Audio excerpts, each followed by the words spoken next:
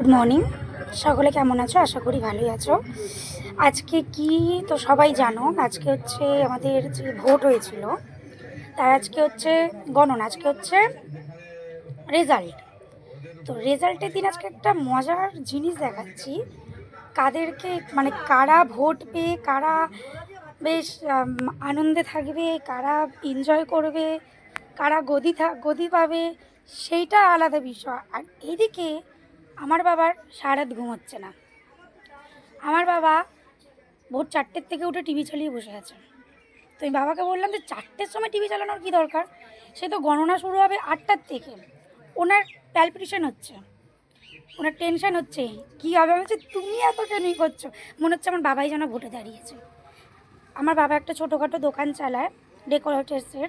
দোকানটা খুলে এখন সে ঘরেই বসে আছে, এদিকে দোকান খোলা। আমার মা বলছে তুমি দোকান খুলে এসে এখানে বসে আছো, দোকানটা বন্ধ করে আসো। দেখাচ্ছি, দেখো দোকান খুলে ঘরে এসে টিভি দেখছে, দেখাচ্ছি দাঁড়াও। এই দেখো বন্ধুরা, কীভাবে হাত পা ছড়িয়ে টিভি দেখছে, দোকান খুলে এদিকে ঘরে বসে বসে টিভি দেখছে। এই দেখো সবাই,